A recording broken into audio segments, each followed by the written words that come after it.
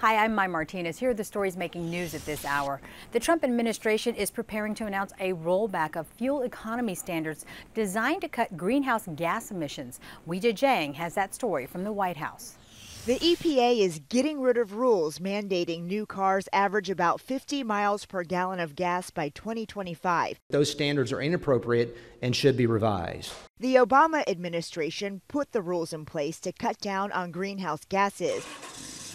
But EPA Administrator Scott Pruitt is on the record questioning the impact of CO2 emissions on the environment. Measuring with precision human activity on the climate is something very challenging to do, and there's tremendous disagreement about the degree of impact. The EPA decision sets up a legal challenge from California.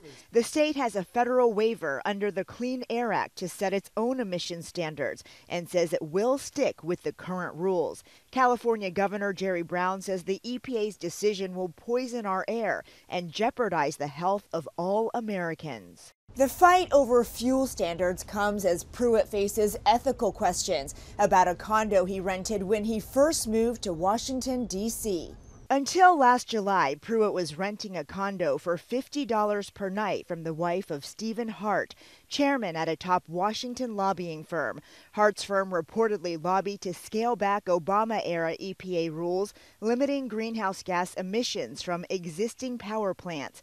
The EPA also reportedly signed off on a pipeline plan for another company linked to the firm.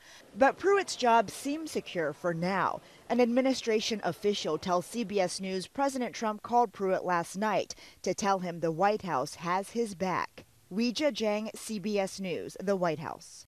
And here's Megan Glaros with your forecast. Hey there, everybody. I'm meteorologist Megan Glaros. We're looking for rain off and on through the day today. A little bit heavier, a little more consistent in the afternoon. High temperature today, just 42 degrees. Could even see a couple of thunderstorms, especially south and east in our area into the latter half of the afternoon. But by tonight, that rain transitions over to a bit of snow. It should mostly fall while we're sleeping and be gone by dawn, but we may see just a little bit lingering into the early morning hours.